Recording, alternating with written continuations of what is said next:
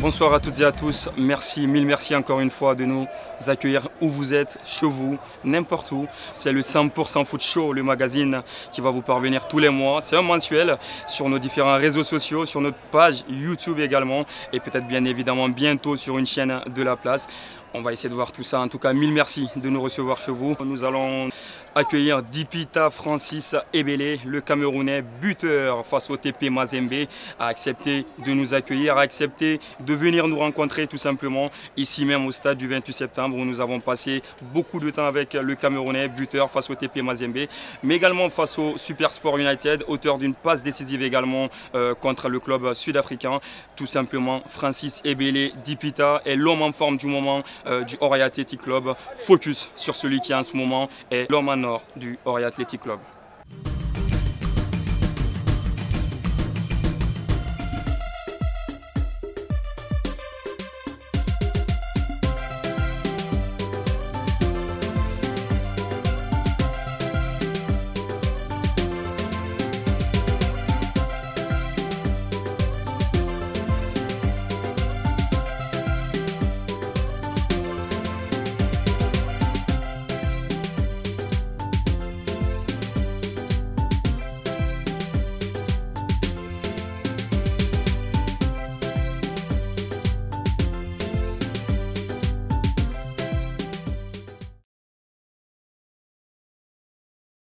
Je suis dans le même état d'esprit qu'à la fin du match, c'est-à-dire que beaucoup de déceptions. Comme le premier match en Afrique du Sud, on aurait dû gagner ce match et puis on prend un but dans les 10 dernières minutes. C'est vrai, j'ai marqué 2 buts dans ces 2 derniers matchs, mais ça fait beaucoup de déceptions quand même.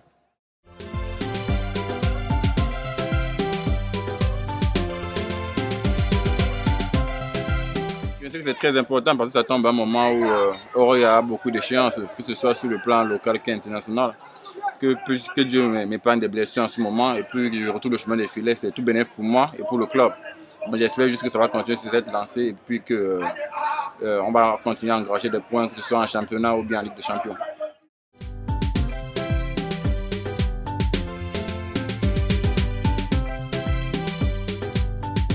Vous savez, le public en Guinée est très exigeant.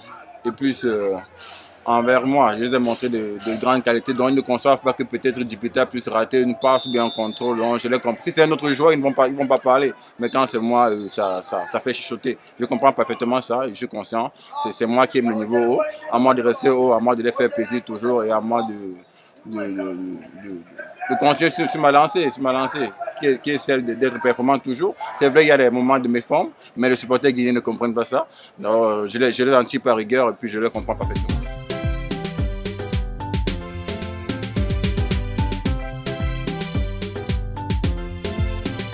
De frustration, comme je vous disais tantôt, beaucoup de frustration. Vous savez, c'est vrai, Oria a joué sa première phase de poule en Coupe CAF. Et on n'a pas été nul sur ces 2 matchs, au contraire, on avait le match en main. Comme tu l'as dit, on est passé de 6 points à 2 points. C'est pour ça que tout le monde est frustré, tout le monde est un peu déçu. Mais quand ça ne tient, il reste 4 matchs. Il y a encore des points engagés, que ce soit à l'extérieur ou en domicile. On va mettre les bouchées doubles pour pouvoir gagner des points et se qualifier, que ce soit la première ou la deuxième place. On va essayer de se qualifier pour ces quarts de finale de la Coupe CAF.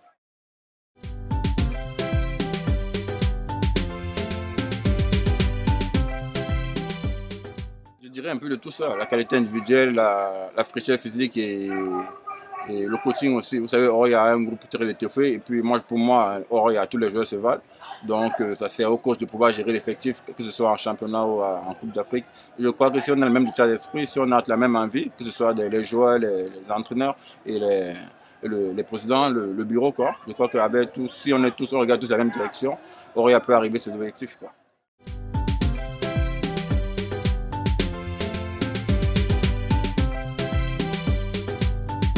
Moi, je ne veux pas qu'elle est proche, mais vous savez, dans le football, tout peut se passer vite. Tu peux rester encore, c'est vrai que je suis à la fin de compte cette année, je peux rester comme je peux partir.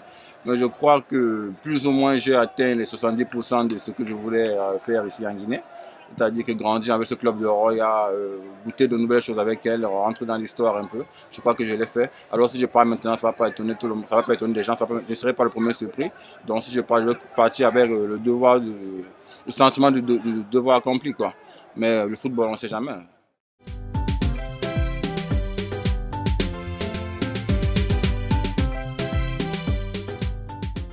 Non, Non, j'ai une belle image. En Guinée, les gens, les gens sont passionnés du football, c'est ce qui m'a plu ici, là. Et puis, c'est vrai, le championnat, il est passé professionnel quand j'étais là. C'est une fierté aussi. Et je crois que le championnat guinéen va progresser avec le temps. On a M. Antonio Soare qui est président de la fédération, qui a beaucoup d'ambition. Et j'espère que je sois là ou pas, que le championnat guinéen va continuer à progresser. Merci à toi.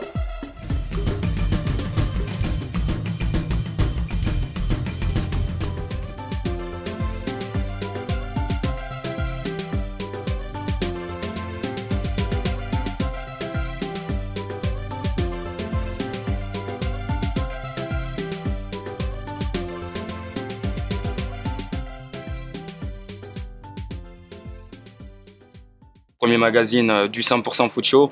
Nous sommes du côté du Nou Motel. On profite de l'occasion pour remercier tout le personnel bien accueillant de Nou Motel qui a accepté que nous réalisons cette interview que nous allons vous proposer tout à l'heure.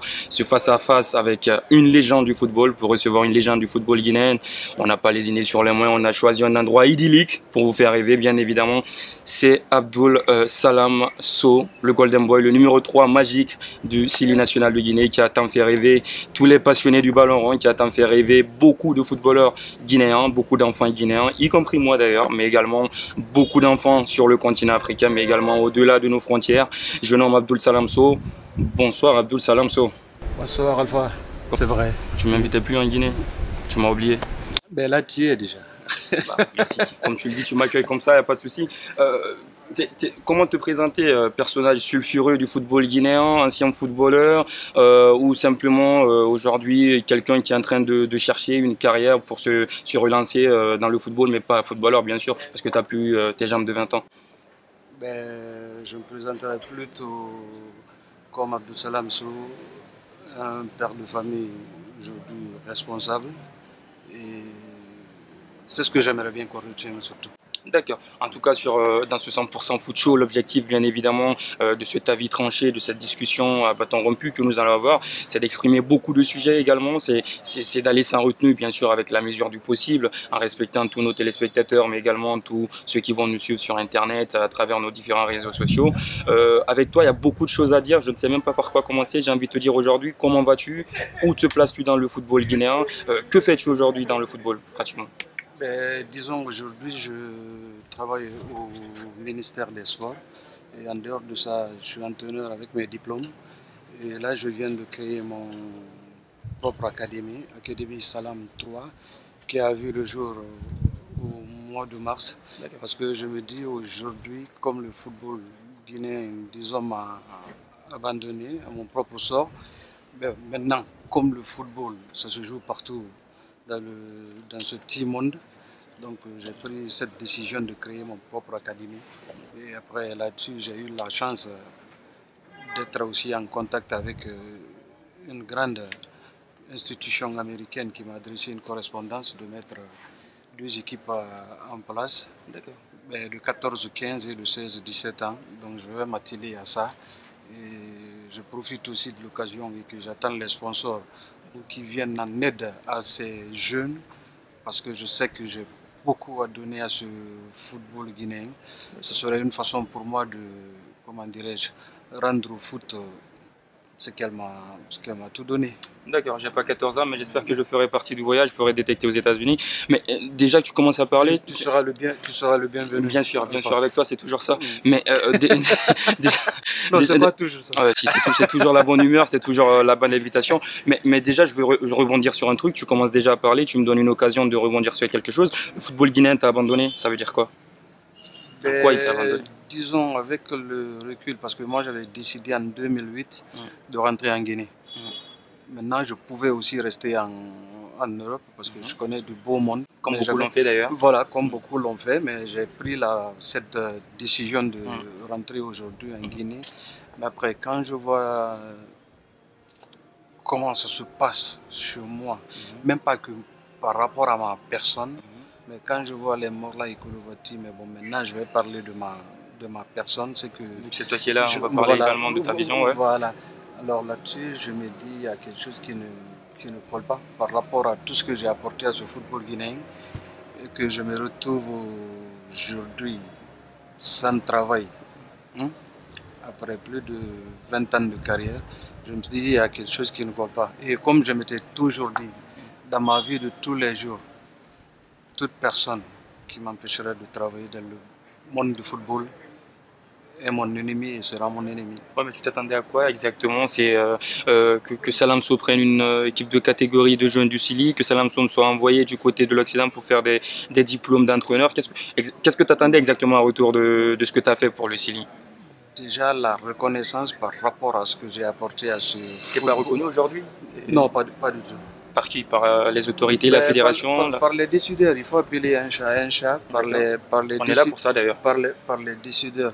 Moi, je me dis tout simplement, le monde du football, disons guinéen, les gens sont hypocrites envers moi. Ce qu'on dit en face et ce qu'on dit dans mon dos, c'est deux mondes vachement différents.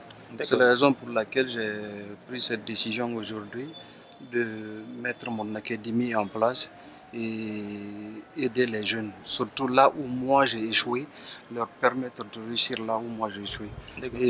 C'est une façon d'aider donc, excuse-moi de te couper, c'est une façon d'aider différemment le football guinéen en ayant une académie qui va former des jeunes qui vont plus tard fournir ce football-là et ne pas forcément attendre l'aide ou en tout cas la main tendue de la part des dirigeants avec qui aujourd'hui tu n'es pas en odeur de sainteté, quoi. Non, mais disons par rapport au club, je n'attends rien du tout, ni de Paul, ni de Pierre. Mais une reconnaissance après, quand même, un placement, entraîneur, un truc comme ça. C'est logique après ce que tu as fait. Aujourd'hui, j'ai mes diplômes, j'ai mes qualités et mes défauts. Pourquoi on ne t'appelle pas? Aujourd'hui, je vais juste te donner un exemple. Quand tu regardes l'Argentine avec un Maradona qui a tout donné à ce football argentin, à un moment donné, il s'est mis dans la drogue parce que son argent l'avait rendu fou. Mais les Argentins ne l'ont pas oublié, ils l'ont soutenu. C'est limite un dieu vivant là-bas. Une fois, je l'ai vu à la télé. Quand j'ai vu ces images, j'étais devant ma télé, j'étais en pleurs. Quand ils avaient annoncé comme quoi qu'il était mort, et les supporters argentins sont venus à l'hôpital en scandant son nom, Maradona, Maradona. Moi, c'est que tout ce que j'ai vécu, je n'ai pas fait du mal aux gens. Si je l'ai fait, c'est à moi. Mais quand on t'aime, c'est qu'on doit venir à ton aide. C'est trop facile de critiquer les gens, dire ouais, Paul et ceci ou cela.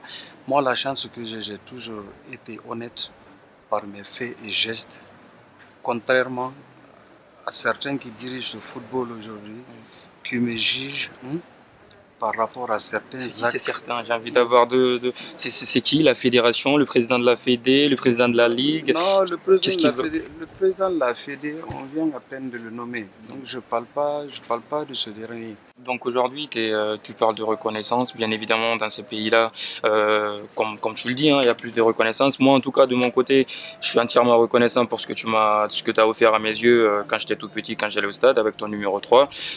C'était une qualité de jeu exceptionnelle. Aujourd'hui, qu'est-ce qui manque à ce Sili-là? Aujourd'hui, on n'a pratiquement pas ton registre, on ne l'a pas retrouvé dans ce football guinéen, dans ce milieu de terrain. On est en train un petit peu de voir Naby Keita. Est-ce que tu penses que tu ressembles un petit peu, ou Naby Keita te ressemble un petit peu? Il y a une possibilité de comparaison dans sa facilité de jeu? Ouais, mais vous savez, Naby, c'est un garçon que j'ai connu à Kolia, tout petit. Je suis même très ami avec son papa. Je me dis, Deco, il est en train de monter en puissance. Et ce qui est important dans la carrière d'un footballeur, c'est la confirmation. Et il est en train de confirmer. Et le problème des footballeurs guinéens, c'est qu'ils ne durent pas. C'est la constance. C'est la constance. Et quand on n'est pas constant, on ne peut pas être grand. Parce que la grandeur aussi, c'est la durée. Quand un footballeur dure au plus haut niveau, c'est ce qui fait qu'il laisse son nom dans les annales. Tout naturellement, il y a une reconnaissance derrière.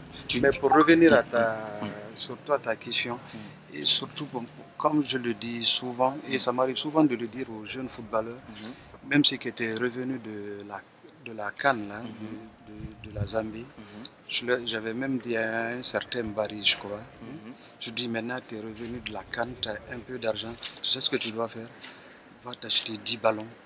Et comment on appelle ça, la corde. Ouais, des équipements pour s'entraîner personnellement. Parce qu'il faut faire du spécifique aussi, travailler tes capacités personnelles, ton évolution personnelle. Tu travailles tes points faibles parce que c'est important. Ça, c'est la répétition qui amène comment dirais-je, on peut avoir du talent, mais le talent aussi, ça se travaille. Si tu ne le travailles pas, tu le perds parce qu'il y en a certains aujourd'hui chez nous, et même ceux qui ont joué avec nous, moi j'étais, disons, en fin de carrière, mais ils avaient atteint un certain niveau, mais à un moment donné, ils se sont écartés des fondamentaux, et quand tu t'écartes des fondamentaux, tout s'écroule autour de toi. On va aborder un autre sujet, c'est on t'a vu un petit peu critique, d'ailleurs moi je mesure mes mots, suite à l'annonce du COCAN pour l'organisation de la CAN 2023, si elle est maintenue du côté de Conakry, parce qu'on sait qu'en ce moment il y a des tractations du côté du bureau exécutif de la CAF pour que peut-être la Guinée ne puisse pas l'avoir. Mais bon, ça ne nous donne pas une information. L'actualité, elle est en ligne, elle est sur 100%foot.net si vous voulez. Tu avais parlé du COCAN, il n'y avait pas eu beaucoup... Enfin, tu avais critiqué le fait qu'il n'y a pas d'anciens joueurs et tout. Ça t'a pas plu? T'attendais quoi, au fait? Non, mais moi, personnellement, je n'avais même pas parlé de la COCAN. Quand on m'avait demandé, je crois ça venait d'un journaliste. Quand il m'avait demandé, je lui avais fait comprendre que la COCAN, c'est 2023. On est encore loin de 2023. Est-ce qu'ils vont octroyer la CAN 2023? Parce que moi, de mon côté, je me dis, ce n'était pas là le plus important. Les gens qui ont été mis en place, ce n'était surtout pas ça mon problème. Moi, mon problème se trouve ailleurs, c'est de voir, comme je l'avais dit, d'attendre qu'on mette cette fédé en place. Quand ils seront mis en place, nous allons essayer de voir éventuellement avec eux comment nous allons travailler en amont pour apporter un plus à ce football guinéen par rapport à l'organisation de la COCAN. Et je reste sur cette position. J'attends voir comment les choses vont évoluer et surtout aussi par rapport aux anciens. Parce que n'oublions pas non plus, ceux qui sont dirigeants aujourd'hui, ils étaient nos supporters. Et parce que ce qui est fait est fait. Tu me tends le bâton justement pour parler de la Fédération guinéenne de football. Elle vient juste d'être mise en place, on le sait rapidement, mais beaucoup de problèmes ont surgi quand même depuis qu'elle est là. Le souci de maillot qu'a rencontré le Sili Junior, un fait inédit. On explique un petit peu rapidement. Pas de maillot pour l'équipe nationale à quelques heures du début de la compétition. Ils ont été obligés d'aller prendre des maillots Adidas que la FIFA leur a donné et que nous avons payé la facture. Donc c'est des couacs de la Fédé. Ils ont annoncé également le retour par exemple de Razagui. Ils ont pris des photos avec Doucouré, avec notamment Amadou Diaby qui s'affichait avec ce géant gardien qui soi-disant était à Auxerre mais n'est plus à Auxerre, ce gardien de Doucouré. On ne comprend plus rien, c'est de la pure com. C'est une fédération de communication ou c'est une fédération de fait? Il faut attendre. Déjà, c'est ma première nouvelle. C'est toi qui viens de m'apprendre par rapport aux équipements et autres. Mais toute une question d'organisation. Comme le disait Sékou Touré, l'homme qu'il faut à la place qu'il faut. Mais c'est ce que nous ne faisons pas dans notre pays. Donc je pense qu'à cette fédé, il y a des hommes qu'il ne faut pas, qui sont là. Ben, évidemment. Ça, c'est une certitude. Tout le monde le sait. Non, moi, personne. Moi, ce n'est pas une question de personne, surtout. Le problème se situe où? On doit mettre Paul. On ne doit pas mettre Paul parce que c'est un enfant de je ne sais de qui. Moi, le plus important aujourd'hui par rapport à cette fédé, que Antonio mette les points sur les i. Parce que quand on regarde l'équipe qui est allée à la CAN, au Gabon ici, pas loin d'ici, et l'équipe est partie pour la Coupe du Monde. Moi, j'ai même vu des gens sur le banc du Chili. L'équipe qui vient de perdre 6-0 aujourd'hui. Contre l'Angleterre. Ça m'a révolté. Contre l'Argentine. Ça m'a révolté. Tu sais pourquoi? Parce que moi, j'ai travaillé toute ma vie pour atteindre ce niveau. Et je vois des gars qui sont assis sur le banc. Parachutés. Qui n'ont rien à faire là-bas. À la rigueur, certes, ils peuvent y aller, mais pas s'asseoir sur le banc du Chili parce qu'ils ne sont pas techniciens. D'ailleurs, on l'a dit un petit peu tout à l'heure en off, quand on s'était vu, c'est pas surprenant, c'est cette débâcle du Chili qui termine dernier de son groupe A avec un seul point. Mais comment vous voulez qu'on gagne? Nous qui avons tout donné, nous ne sommes pas contents. Attention, tu vas être taxé d'apatride. Non, c'est pas. C'est souvent ce qui est dit, quand tu dis la vérité, tu n'aimes pas ton pays, nous on en prend plein la gueule quand on le dit. Il faut appeler un chat, un chien, un chien. Quand tu prends Boubou en photo, c'est Boubou qui sort. C'est pas compliqué. Moi, je ne vais même plus reculer aujourd'hui. Tu sais pourquoi? Même si je prends l'avion demain, je vais à la Mecque. Ces gens-là auront du mal à changer vis-à-vis de ma personne. D'accord. Mais ce qu'ils oublient, hein, on m'empêche de travailler en oubliant que moi aussi j'ai une famille. J'ai 4 filles et un garçon. Tu dois t'en occuper. Et que la jeunesse aujourd'hui, ils ont besoin de moi. Parce que j'ai beaucoup à donner à ce football guinéen. Je suis peut-être l'un des hommes les mieux, l'un des anciens les mieux placés, hein, à travailler aujourd'hui avec les jeunes. Parce que je sais ce que ça veut dire le talent. J'ai connu le succès après le foot. Donc je suis l'un des gars les mieux placés pour apporter un plus à ce football guinéen. Et Capillairement aussi, voilà, mais comme je te le disais tout à l'heure, je ne vais pas lâcher prise et je vais continuer à me battre. Je voulais dire aussi que capillairement, tu avais innové avec tes dreadlocks. Un petit peu, on te reconnaissait immédiatement sur le terrain. Tu étais l'un des seuls joueurs sur qui je ne me trompais pas, ça c'est évident. Et on va continuer rapidement parce que le temps va nous presser. C'est très intéressant de discuter avec toi, on ne va pas le temps passer malheureusement. On va parler de ta sortie après la défaite face à la RDC. Tu as dit que s'il y a certains joueurs qui ne veulent pas venir, c'est que le mal est profond. L'équipe nationale, il y a un véritable problème dans cette équipe nationale. La paix n'est pas le véritable problème, c'est un petit peu mon avis également, même si tout le monde aime taper sur la paix Bangoura. Pour toi, c'est quoi le souci réel? C'est quoi la profondeur de ce problème au sein du Sili national? Par rapport à ce que, disons par rapport à mon expérience, par rapport à tout ce que j'ai vécu au sein du Sili, je m'étais dit, si Razagui, un garçon comme Razagui, bon, je dis son nom, j'avance son nom comme ça, je n'ai rien contre lui, tout le contraire. Quand des garçons, à 2 ou 3 jours, à une semaine de match, désistent à venir en sélection, c'est qu'il y a quelque chose qui ne va pas. Et par après, je l'avais même demandé au sélectionneur de faire en sorte qu'on lui donne une équipe qui fasse un déplacement sur Paris, inviter les Razagui, s'appuyer sur un garçon comme Ibrahima Traoré, parce qu'à un moment donné, les gens disaient qu'Ibrahima ne voulait plus venir. C'est fou, mais on a le même discours, parce que tout le monde pense qu'il faut justement les traiter d'apatrides et ne pas les appeler. Et pourtant, c'est un garçon qui mouille le maillot sur et en dehors. Moi, j'ai beaucoup de respect pour ce garçon.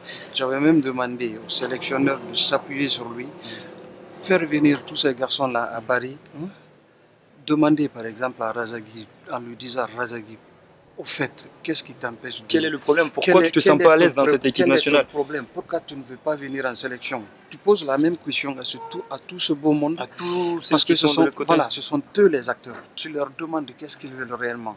Tu tires le meilleur de ces acteurs-là pour avoir le meilleur résultat que ton équipe nationale. Le meilleur résultat. Mais moi, quand j'entends dire Paul n'est pas il n'est pas patriote, Paul n'est pas... Mais c'est lamentable. C'est faux. Léo Messi, le cas de Léo Messi, quand il avait pris une retraite avec l'Argentine. C'est ça. Tu es le meilleur. Indispensable. Mais quand il avait pris sa retraite, je prends toujours cet exemple-là pour le donner, quand il avait pris sa retraite avec l'Argentine, toute l'Argentine s'est couchée pour lui demander pardon, le président de la fédération.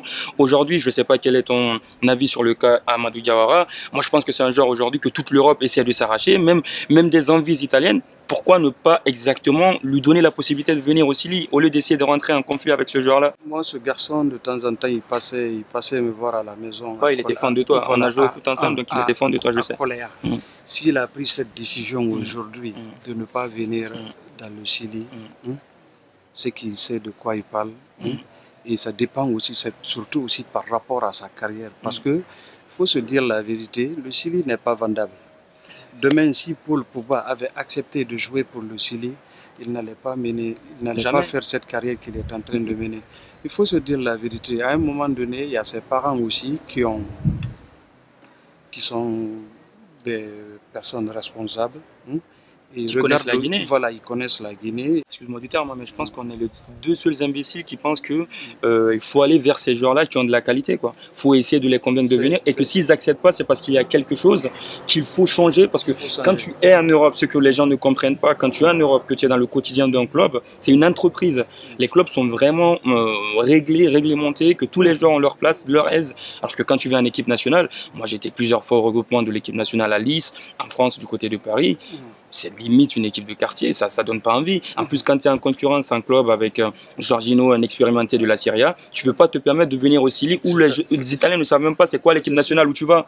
Mais c'est que les gens oublient aussi que ce garçon, je dis les gens oublient aussi ce garçon, c'est toute une entreprise. Oui, bien sûr. Lui tout seul, c'est toute une entreprise et puis il y a du beau monde derrière lui, là, ses conseillers. Et au niveau de Naples aussi, c'est leur petit bijou. Et c'est quelqu'un qui va coûter demain peut-être 40, 50, 50 millions d'euros, ils ne vont pas s'amuser avec. Au lieu qu'on aujourd'hui, tout le monde essaie de traiter Amadou Diawara. Je ne sais pas pourquoi on ne traite pas Paul Pogba. Enfin, il est guinéen, sa maman est guinéenne, son papa est guinéen, on le sait tous. Pourquoi les Guinéens doivent savoir respecter leurs joueurs. C'est important. Le joueur a besoin d'être respecté, d'être aimé, de comprendre qu'il est chez lui, d'être aimé. Parce qu'on a des jeux, on peut sortir une très bonne équipe. Certes, on n'a pas de très très grands joueurs, mais le peu qu'on a, avec une très bonne organisation, nous pouvons faire quelque chose. D'accord.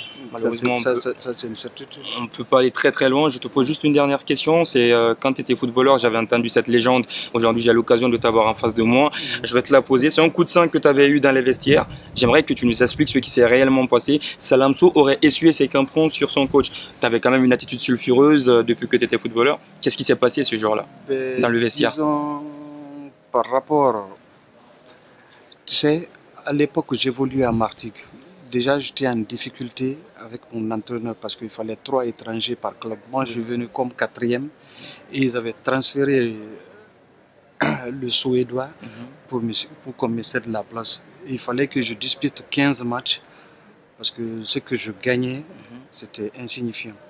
Mais en réussissant à jouer 15 matchs, ils allaient tripler mon salaire. Et c'est ce qui ne fut pas fait par rapport à cet entraîneur aussi, ex-Braya. C'est dans ces conditions aussi que je suis venu dans le Chili. Déjà au niveau de mon club, ça n'allait pas. Et comme c'était un Européen aussi qui était l'entraîneur, et que je rentre en Afrique, et il fallait faire un match nul à Nairobi pour jouer la qualification à Conakry. Et j'étais au four au moulin. Mais déjà l'entraîneur ne voulait pas m'aligner parce que même sur le banc, il n'y avait que presque les membres de la Fédération guinéenne de football. Des gens qui n'avaient rien à voir. À l'époque, qui n'avaient rien à faire sur le banc. Ils étaient là. Moi qui faisais tout, j'ai la cassette si tu veux, je peux te prêter la cassette, tu regardes. Et au moment où je sortais, le journaliste kenyan en personne avait dit ah là les carottes sont cuites parce que le meilleur joueur côté guinéen est en train de sortir, nous ne savons pas s'il est blessé ou quoi. Mais l'entraîneur m'a sorti sa raison et comme je savais aussi qu'on ne pouvait pas, après cette défaite, parce que j'avais même dit aux joueurs avant le match, faisons tout notre possible, qu'on sort d'ici avec un match nul et qu'on jouera la qualification contre le Nigeria à Conakry et que nous allons battre le Nigeria.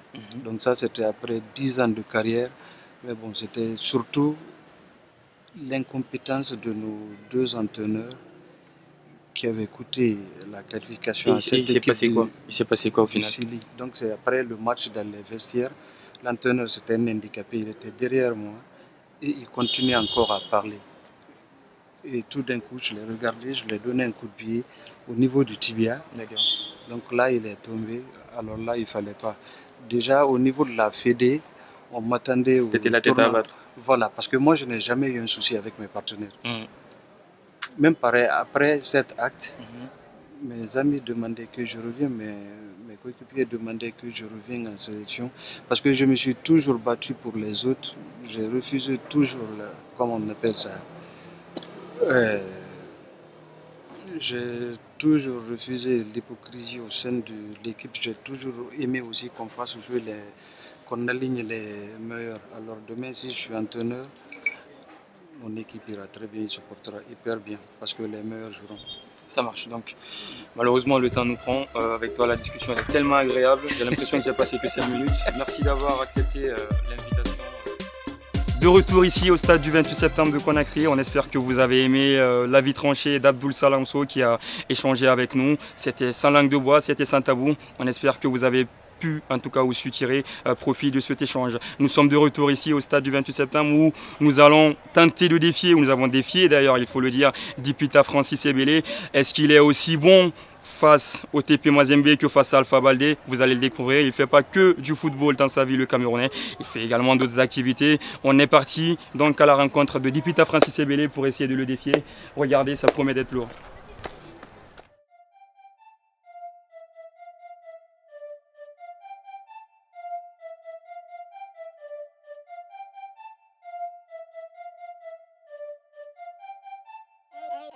AB.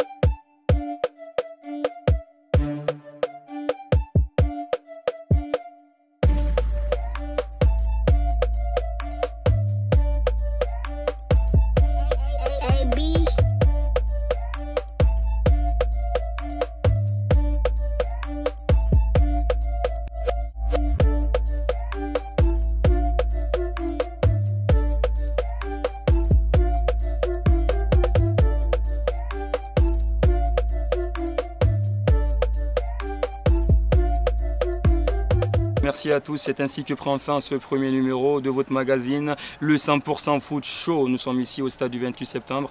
Merci à tous de nous avoir accueillis chez vous. On espère que vous avez bien apprécié. Vous l'avez vu bien évidemment, Dipita et Bélé Francis est aussi fort face au TP Mazembe qu'Alpha Baldé au basketball. Nous l'avons bien évidemment laissé un petit peu gagner. Il le sait, c'est le but quand on invite nos différents acteurs ici. En tout cas, on espère que vous serez désormais fidèles à ce magazine qui va vous paraître tous les mois sur nos différents réseaux sociaux. Le compte Twitter, vous l'avez, la page Facebook, vous avez le www.100%foot.net également et notre page YouTube bien évidemment. On espère que vous avez apprécié le face-à-face avec Abdoul Salamso où il n'y a pas eu de langue de bois. Le Golden Boy du Sili national de Guinée est revenu sur beaucoup d'actualités. Également, il a donné son avis sur le pourquoi du comment les choses n'arrivent pas à avancer dans le football guinéen.